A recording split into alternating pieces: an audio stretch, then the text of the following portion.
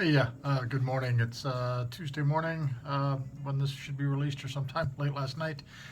Welcome to, God, what are we into? I guess week 5 of the course at this point. Congratulations on making it this far. I just want to say I've been spending, as always, I put this video announcement together on Monday morning. And I've been spending the morning reading through. I was reading around in some of the discussion posts this weekend, also reading through many of them this morning. And I was really sort of pleased to see the number of you who sort of addressed a broad range of both the two questions that I asked you to sort of look at. I really wanted to, if you're looking at a point, I think one of the discussion posts that sort of struck me as being pretty poignant was, I hope I don't mispronounce your name, but I think it's Rodney, Radnee.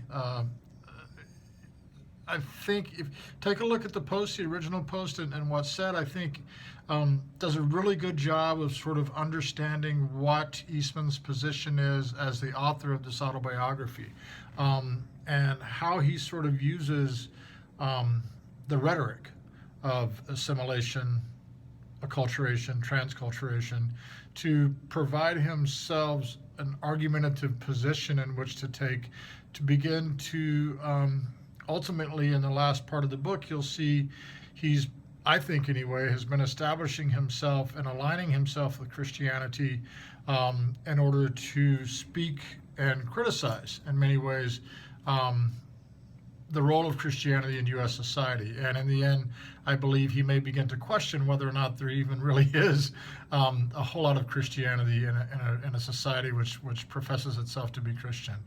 And so I think for all of the distance that I think that we see in the first half of the book, obviously for this week, you're going to finish reading the text, and so I don't want to give too much away. I have a feeling that some of you have already read beyond the readings.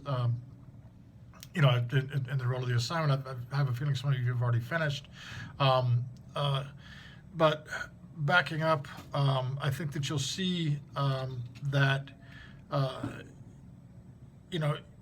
in the end, I think his role, he plays around with these terms of sort of Christian, pagan, Christian, savage civilization, and really begins to, he's positioned himself in this whole text as being a bit of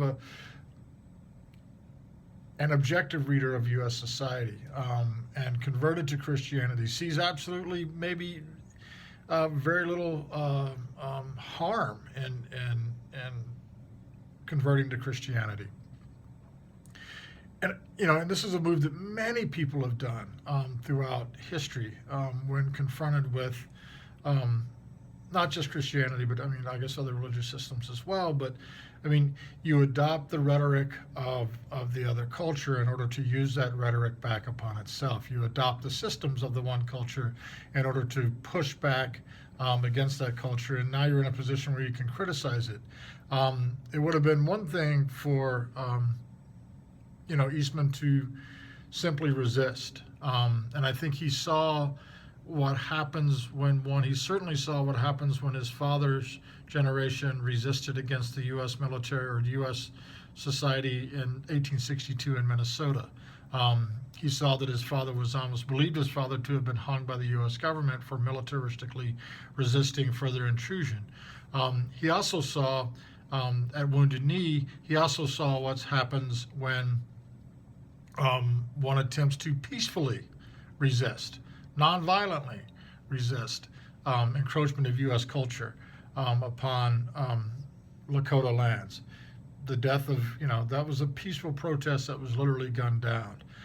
There's moments when I watch television screens today when I think that we're very close sometimes to those very moments, not just in other parts around the world, but also maybe in parts here in the United States.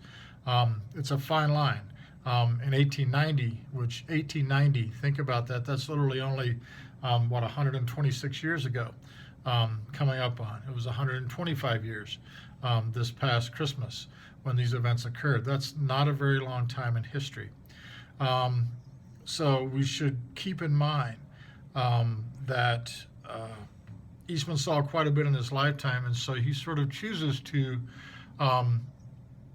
use I think he changes in many ways what the role of a warrior could be or might be. And we'll read other books in this semester, but I want to make this point now. Um, all cultures change all the time. All cultures are living and growing and becoming and changing all the time. Not just native cultures, but if we look back at where we are in the United States today, even from where we were 60, 70, 80 years ago, we are a radically different culture today than we were then, for better or worse. Kind of depends on, I think, on where you're positioned in this world, what class you're from, what race you are. A number of factors sort of determine in many ways what your life will be like in the United States. And that's a different question for a different course at a different time, but I think it is somewhat relevant to where we are today. Native American lives today are radically different because of the things and the choices that people in Eastman's generation made. Because of voices like Eastman, they make a difference. So that's, I've gone on for a bit here on question B about, what it was, how resistance to the act of writing and what it means to sort of, whether or not Eastman was sort of turning again to the ideals that his grandmother had left for him. And then I think we see it, and I was really appreciative of those of you who wrote about question A, that you understood that Eastman's making a joke with that passage, I think. And he's playing around with things like pronouns. And he's positioning himself to say, look, it might have been better if they'd killed all of them, then you wouldn't have to work so hard to save the souls of their descendants. Is he talking about the souls of natives, or is he talking about the souls of individuals in the United States, non-native individuals in the United States who profess to be Christian? And if in fact you are a Christian nation, why do you have to work so hard to save the souls of these people who are supposedly Christian? Is it in fact that they're not Christian? I really think he's playing around with pronouns and weaving himself into these places. Look, Eastman plays the part of the Indian and the dead Indian better than anybody, in a generation. He knows how to strategically navigate the roles which were available to him during this, at the turn of the last century. Much different roles that are available than to natives today. But in many ways, I see many, I would say that some natives continue to sort of play with this idea of nativeness all the time. It's how you negotiate culture, is that you move between, especially if you're moving between and around within cultures. You're forced to, but maybe not everybody. When you live in a culture in which you're a member of the superior class of that culture, sometimes I think it's difficult to see all the navigations that have to go on, because people simply don't have to navigate, because their way of life is oftentimes seen normal. If you're Christian in the United States, that's seen as normal. If you're non-Christian, they're seen as somehow abnormal. I mean, we don't need to look far around and how our society operates today to observe these very things. So what you'll have to do for this week is to continue reading through, you'll finish reading up of Eastman, you'll have to write a response paper. Don't freak out about the response paper. It's a couple of pages, there's a series of prompts. If you don't want to write about those prompts, that's fine, write about whatever you want to write about. The prompt questions are there to sort of guide you. There's a series of a number of questions that you can ask. If there's any confusion, you certainly don't have to answer all the questions, but you should attempt to answer at least one, perhaps more.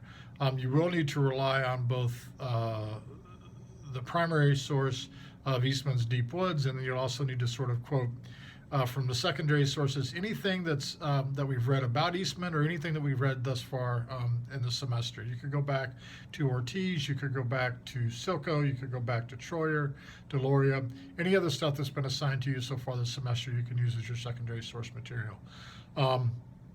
The discussion for this week, I just want you to post your thesis as to what you intend to argue about, and comment on someone else's thesis. It's as simple as that. But again, it's just a response paper. Think of this as just like a long, short answer essay, or just like a short answer essay question. I just want you to respond to the text and to respond to the questions. And there's no right or wrong answers. So you'll be graded on your ability to sort of write clearly and to write cohesively. Don't just, randomly throw a bunch of sentences on the page that don't make any sense. That's not going to work. So your grade will be fine, right? Just work to process and think about what it is that we've written. That's for, that'll be due for this week. After this, we'll be turning to reading Leslie Marmon Silko's Ceremony. We'll spend a couple of weeks on that text. As always, any questions, let me know. Again, check out the discussion board post. Again, if you can, get to your discussion board post earlier rather than later. Some of the richer work, I think, is where we see exchanges going on amongst folks. I've seen some of the threads run really long this week. Those are great discussions occurring there. I think all of you are remaining respectful, although I do see differences of opinion formulating. I think that's great. I think that you guys are learning how to speak respectfully within the bounds of a textualized discussion. So let's just keep doing what we're doing and everything will be great. Hopefully the weather warms up by the end of the week and we can begin to look forward to spring. I guess one last plug, there'll be a powwow April 20-something. I'll post it on the discussion board. I'll post it on the announcement page here in a bit, next week or so. And I'll be offering some extra credit if people want to volunteer for that. I'll send out a general announcement for that. Just thought I'd throw it out. Anything else, any questions at all, get in touch with me, let me know. If not, I'll talk to you next week. All right, thanks so much. Watch out.